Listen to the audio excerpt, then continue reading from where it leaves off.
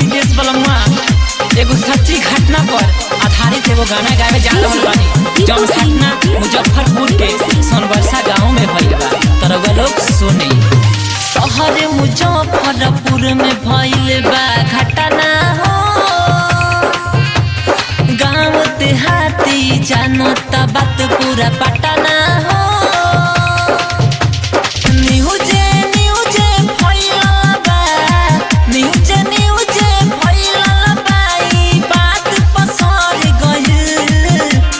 लड़की के रहे दीवाना ओकरा दुआरे पजर गइल।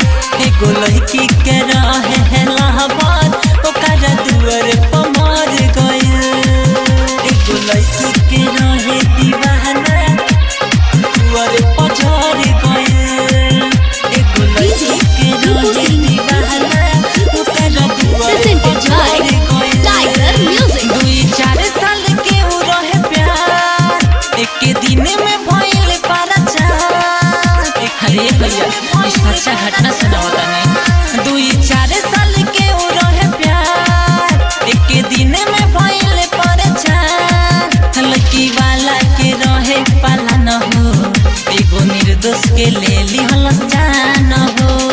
खोजता पुलिस मुजरिम के, खोजता पुलिस मुजरिम के सब भाग सहार गइल। एगो लड़की के रहे दीवाना ओकरा दुआरे पजर गइल। एगो लड़की के रहे हेलाबाद ओकरा दुआरे पमर गइल। एगो लड़की के रहे दीवाना दुआरे पजर गइल। Mix by Sneha recording studio Jamo Chandpura.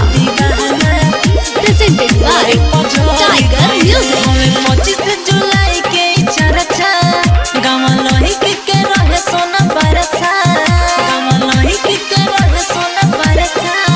हवे 25 जुलाई के चर्चा गाँव लोहिक के रहे सोना बरसा। नहीं ओकरा तो कुछो बुझाइल खुले आम सरे आम पिटाइल। रितेश बलम्मा प्यार के सुजीत बाबू प्यार के बात के दहशत बढ़ गइल। एगो लड़की के रहे दीवाना ओकरा दुआरे पजर गइल। एगो लड़की के रहे हेलाबाद ओकरा दुआरे